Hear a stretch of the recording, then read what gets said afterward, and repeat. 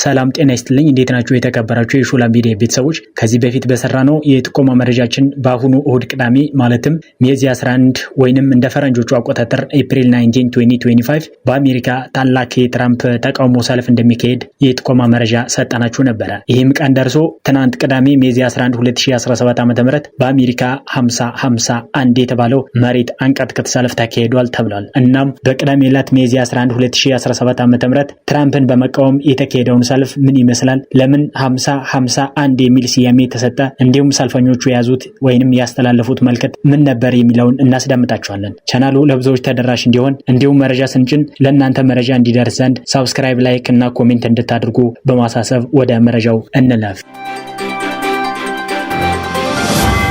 በሺዎች የሚቆጠሩ አሜሪካውያን ትራምፕን በመቃወም አደባባይ መውጣት ከጀመሩ ሰነባብቷል። ፕሬዝዳንት ዶናልድ ትራምፕ በቅርቡ የወሰዷቸውን እርምጃዎች በመቃወም ቅዳሜ ዕለት በሺዎች የሚቆጠሩ ሰዎች በአሜሪካ የተለያዩ ከተሞች አደባባይ ወጥቷል ተብሏል። ራሳቸውንም 51 በማለት የሚጠሩት ሰልፈኞቹ አደባባይ የወጡት የአሜሪካ አብዮታዊ ጦርነት የተጀመረበትን 250ኛውን በዓል ታሳቢ በማድረግ ነው ተብሏል። ተቃዋሚ ሰልፈኞቹ 50 ተቃውሞዎች 50 ግዛቶች አንድ ንቅናቄ የሚለውን ለመግለጽ 51 በማለት ራሳቸውን ይጠራሉ ሲል የቢቢሲ መረጃ አመላክቷል። ከዋይት ሃውስ ከቴስላ መስጫ ማዕከላት እንዲሁም ከበርካታ ከተሞች መነሻቸውን በማድረግ ቅሬታዎቻቸውን እየገለጹ ታይቷልም ተብሏል። ብዙዎቹ በስተት ወደ ኤል ሳልቫዶር የተወሰደው ኪልማር አብራጎ ጋርሺያ እንዲመለስ በሰልፉ ላይ ጠይቋል ተብሏል። አሜሪካ ውስጥ የፖለቲካ ተቃውሞች በጣም የተለመዱ እየሆኑ መምጣታቸውንም ዘገባዎች አመላክተዋል። በሚያዝያ ወር መጀመሪያ ላይ በመላ ሀገሪቱ የተካሄደው እጃችሁን አንሱ ወይንም በራሳቸው ቋንቋ ሃንድስ ኦፍ የሚለው የተቃውሞ ሰልፍ በ10 ሺዎች የሚቆጠሩ ሰዎች ተሳትፎበታልም ተብሏል። ጋሎፕ የተሰኘው ተቋም በቅርቡ በሰበሰበው የህዝብ አስተያየት 45% መራጮቹ የትራምፕን የሩብ ዓመት የስራ አፈጻጸም ደግፏል። ትራምፕ በመጀመሪያው አስተዳደር ዘመናቸው በተመሳሳይ ወቅት የነበራቸው ድጋፍ ከ41% ከፍ ያለ ነበረ። እንደ አውሮፓውያኑ አቆጣጠር ከ1952 እስከ 2020 መካከል ለተመረጡት ፕሬዝዳንቶች በመጀመሪያ ሩብ ዓመት በአማካይ 60% የህዝብ ድጋፍ አግኝተው እንደነበረ መረጃው ያመለክታል። ነገር ግን በቅዳሜ ተቃውሞ አደባባይ የወጡ ሰዎች የመንግስትን ብቃት በሚገመግመው መስሪያ ቤት ወይንም ዶጅ የተለያዩ ስራዎች እንዲዘጉ መደረጋቸውን የትራምፕ አስተዳደር የኤል ሳልቫዶር ዜጋ የሆነው አብራጎ ጋርሲያ እንዲመለስ ለማድረግ ፈቃደኛ ለመሆኑን ጨምሮ በርካታ የትራምፕ እርምጃዎችን አንስተው ተቃውሞ አሰምተዋል። ጊሃድ አልጃንዲ ለሲኤንኤን እንደተናገረው ከሆነ የአብሪጎ ጋርሲያን መባረር ለመቃወም በዋይት ሃውስ የተደረገውን ተቃውሞ እንደተቀላቀለ አስረድቷል። ትራምፕ ኤል ሳልቫዶር እንድትመልሰው በቀላሉ ግፊት ሊያደርጉ ይችላሉ ብሎም ያምናሉ።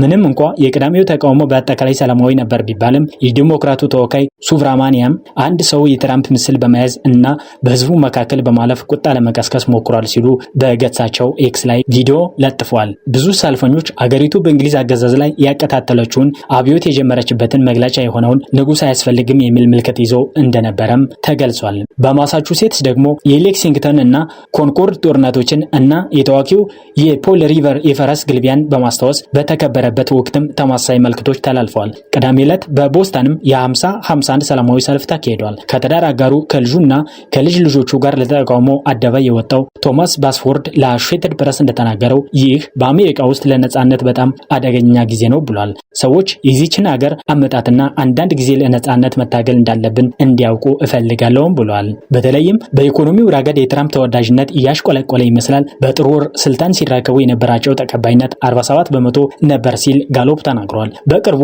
በሮይተርስ ወይንም አይፕሶስ ባደረጓቸው የህዝብ አስተያየቶች ተቀባይነታቸው ስልጣን በተረከቡበት ቀን ከነበረበት 47% ወደ 43% ዝቅ ብሏል ተብሏል። በተመሳሳዩ የህዝብ አስተያየት 37%ዎቹ ብቻ በኢኮኖሚው ላይ ያላቸውን አፈጻጸም ደግፏል። ቃለ መሃላ በፈጸሙበት ዕለት ይህ አሃዝ 42% እንደነበረ የቢቢሲ መረጃ ያመለክታል። በዚህ ወር መጀመሪያ ላይ ትራምፕ ወደ ዋይት ሃውስ ከተመለሱ ወዲህ በመቶ ሺዎች የሚቆጠሩ አሜሪካውያን በአገር አቀፍ ደረጃ ትልቅ የተባለ የተቃውሞ ሰልፍ ለማድረግ ተሰብስበዋል ተብሏል። ከዚህ በፊት የተደረገው የተቃውሞ ሰልፍ ቅዳሜ ዕለት ከተደረገው ይበልጣል የተባለ ሲሆን በሁሉም የአሜሪካ ግዛቶች በ1200 አካባቢዎች ሰላማዊ ሰልፉ ተካሂዷል ተብሏል። የተከበራችሁ የሾላ ሚዲያ ቤተሰቦች ለዛሬ የያዝናቸውን መረጃዎች እዚህ ጋር በቃን።